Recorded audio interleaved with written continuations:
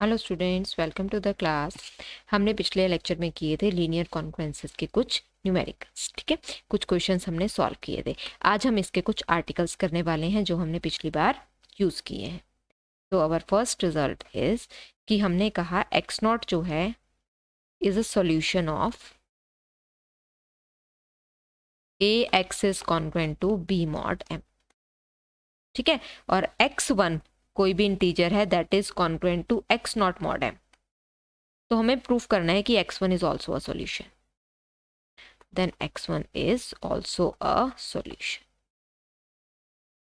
ठीक है, हमें अब क्या आगे बने देखो। We have x not solution है,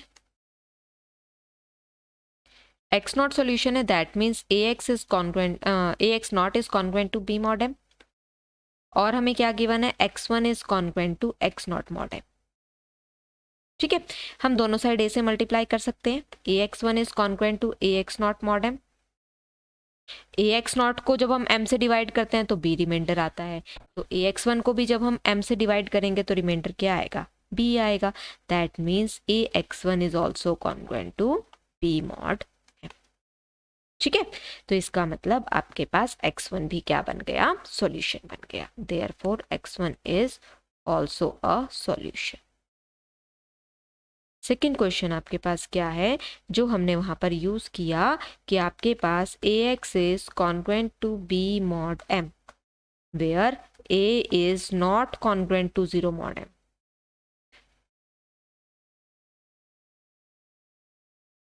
a जो है वो 0 नहीं होना चाहिए, अदरवाइज सॉल्यूशन नहीं आएगा। हैज अ सॉल्यूशन, इसका सॉल्यूशन कब आएगा, if and only if GCD of AM divides B। मैंने कंडीशन बताई थी कि हमने क्या यूज की थी कि इसका सॉल्यूशन कब आता है, if and only if GCD of A and M divides B। तो पहले मैंने मान लिया, फर्स्ट सपोज दैट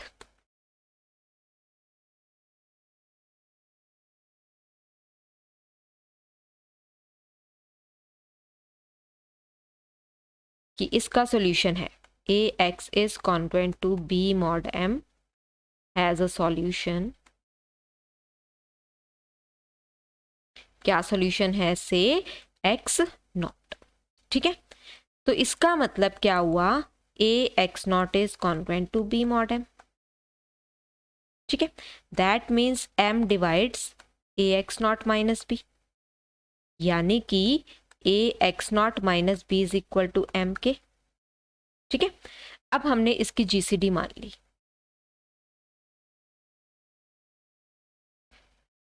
कि a और m की जो GCD है वो d है। लेट a एंड m के GCD है d। दैट मीन्स d जो है वो a को डिवाइड करता है, d जो है वो m को डिवाइड करता है। और यहां से क्या आ रहा है, a x not minus m के इज इक्वल टू b। अगर वो a को भी डिवाइड करता है, वो m को भी डिवाइड करता है, that means d divides a x not minus m के। इसका मतलब d किसको डिवाइड कर गया, b को डिवाइड कर गया। So therefore d will divide b। That means आपके पास अगर सॉल्यूशन है तो a और m की जो GCD आएगी d, that will divide b। Conversely let a m की GCD जो है वो d है और d जो है वो b को डिवाइड करता है। ठीक है, नाउ अब आपके पास क्या आया, a और m की जो GCD है वो आई d। इसका मतलब there exist x and y, there exist integers x naught and y naught such that a x naught plus m y naught is equal to d आना चाहिए। और d जो है वो b को डिवाइड करता है, that means b can be written as d into K. ठीक है, तो अब इस इक्वेशन को d यहाँ पर है, मुझे b चाहिए, मैंने k से मल्टीप्लाई कर दिया। a x naught k plus m y naught k is equal to d k and d k is equal to b। तो b की वैल्यू क्या है, b is equal to a x naught k plus m y naught k. m एक side रखो, a और b इकट्ठा कर लो, तो that means a x naught k minus b is equal to m y naught k. क्योंकि मुझे mod m में बात करनी है, दैट्स वाई मैंने m एक साइड रखा। इसका मतलब m divides a x naught k minus b. That means a x naught k is congruent to b mod m. इसका मतलब x naught k is a solution. किसका solution? a x is congruent to b mod m का. तो solution निकल आया ना हमारे पास. हमने क्या कहा था कि अगर ए एम की जीसीडी डी है और डी बी को डिवाइड करती है तो एक सॉल्यूशन निकल आया. सॉल्यूशन क्या है? X not into K. ठीक है. अब हम बात करते हैं जो हमने एक और रिजल्ट इसमें किया था कि अगर आपके पास इसकी जीसीडी डी है, कि इफ ए एंड एम की जीसीडी है डी और डी जो है वो बी को डिवाइड करता है, that means it has a solution. Then equation ax is congruent to b mod m has exactly d different solutions. ठीक है. d solutions कैसे होंगे? which are incongruent mod m. मतलब mod m में वो different solutions होने चाहिए. ठीक. तो सबसे पहले तो हम solution निकालते हैं. we have A X is congruent to B mod M. ये इक्वेशन है हमारी. ए एम की जीसीडी जो है वो डी है और डी जो है वो बी को डिवाइड करता है. तो इसका एक सॉल्यूशन आएगा. Therefore it has a solution say X naught. ठीक है. पिछली थ्योरम में हमने यही प्रूव किया. Therefore there exist a solution X naught such that a x naught is congruent to b mod m. ठीक है. इन दोनों को सब्ट्रैक्ट करते हैं. ax minus A X naught is congruent to 0 mod m, क्योंकि दूसरी साइड तो दोनों में b b है और b minus b 0. That means a into X minus x naught is congruent to 0 mod m. ठीक. अब यहां से क्या आया? m जो है वो a into X minus x not को डिवाइड करता है. ठीक. m और a की जीसीडी है d. That means d divides m and d divides a. ठीक है. तो इसका मतलब मैंने कहा therefore there exist integers a1 and m1 such that m को तो मैंने लिख दिया dm1 एंड a को मैंने लिख दिया da1. और खास बात क्या होती है? a1 और m1 में कुछ कॉमन नहीं आएगा. उनकी जो जीसीडी आएगी वो 1 आएगी. ठीक. तो ये m की और a की वैल्यू मैं यहां पर पुट करती हूँ. क्या बन गया?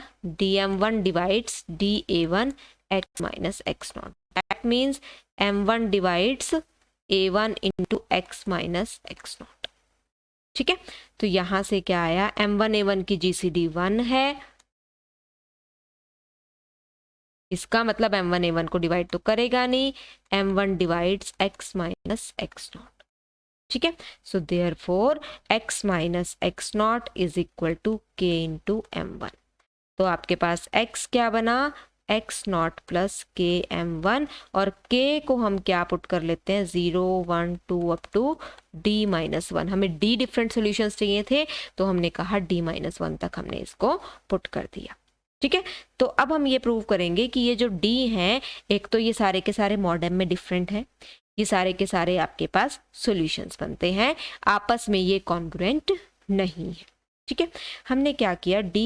k को हम d से डिवाइड करते हैं. वी डिवाइड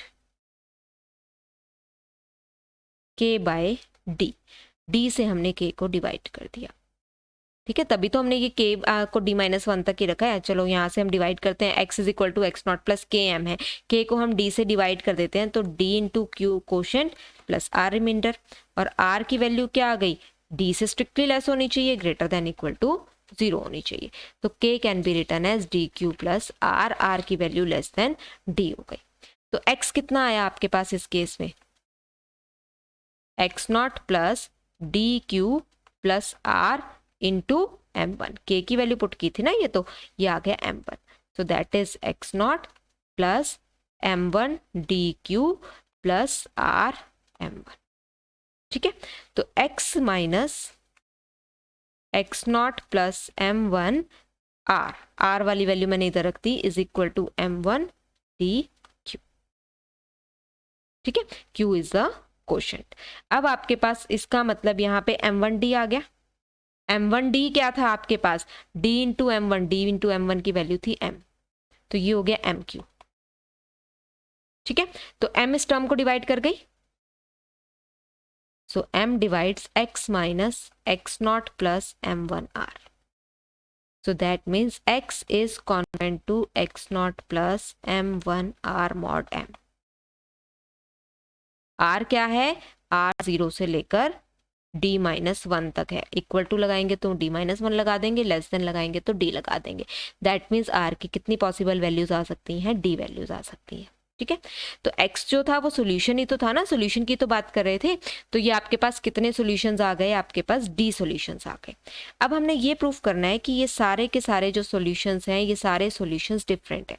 तो सपोज मैंने मान लिया कि कोई दो सोल्यूशंस जो हैं वो सेम हो गए, m1 r1 is congruent to x naught plus m1 r2 mod m।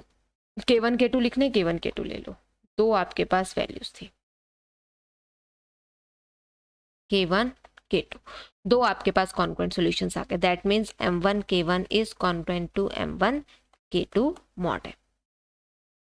ठीक है, so that means m divides m1 k1 minus m1 k2, difference को ही तो डिवाइड करता है। This is the definition of congruence. That means m divides m1 into k1 minus k2। अब m की value put करो, m क्या था, dm1, dm1 divides m1 into k1 minus k2, क्योंकि यहां से m1 कैंसिल करना है ना, that means d divides k1 minus k2। अब k1 और k2 जो मैंने लिए, k1 less than equal to d था, d माइनस 1 था, k2 less than equal to d minus 1 था, यही तो मैंने वैल्यूज ली थी।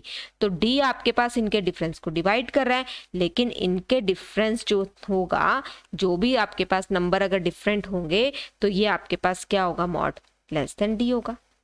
डी से तो छोटे हैं, दोनों नंबर डी से छोटे हैं, उसमें से डी से छोटे नंबर में से कुछ और सब्ट्रैक्ट कर दो तो और डी से छोटा आ जाएगा। इसका मतलब अगर डी इसको डिवाइड करता है और ये नंबर डी से छोटा है तो ये नंबर क्या हो सकता है, सिर्फ 0 हो सकता है। डी अपने से छोटे तो सिर्फ डी 0 को डिवाइड करेगा, क्योंकि मैंने यहाँ पे पॉजिटिव लिखा, मॉड लिखा, तो that means k1 is equal to k2।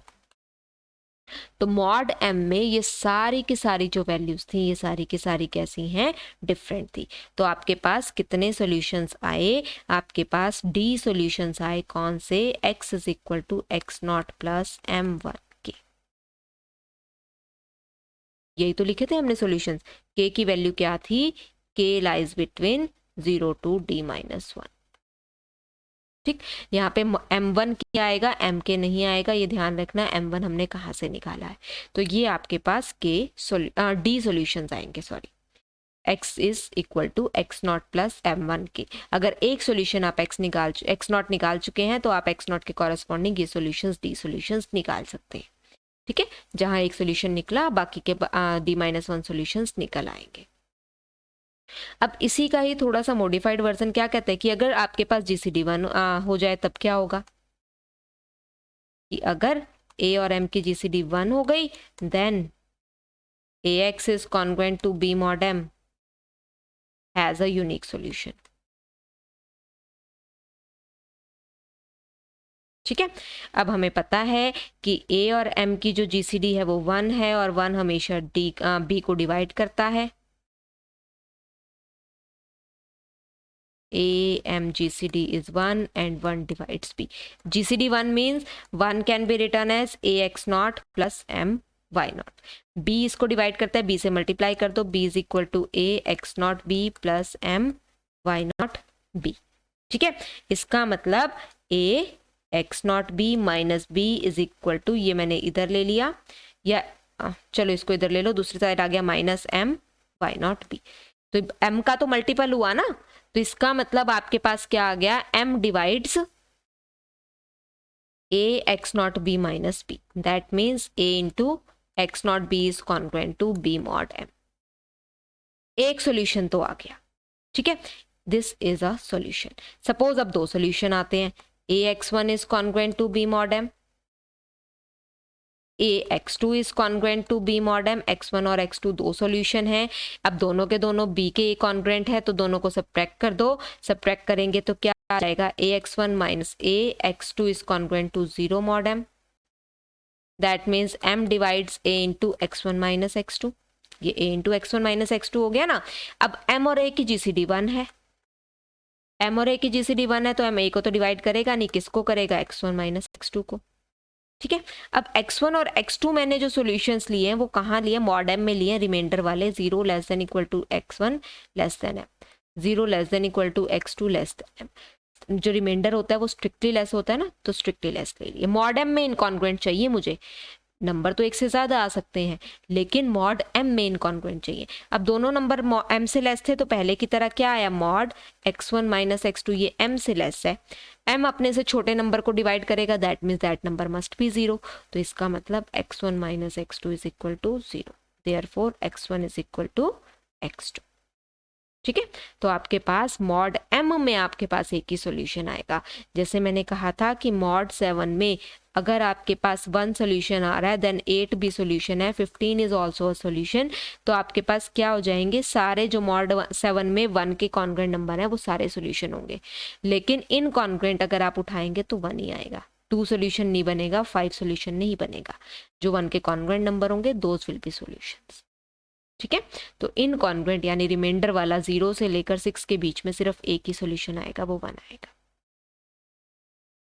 कल के लेक्चर में हम डिस्कस करेंगे डायफेंटाइन इक्वेशंस। Thank you.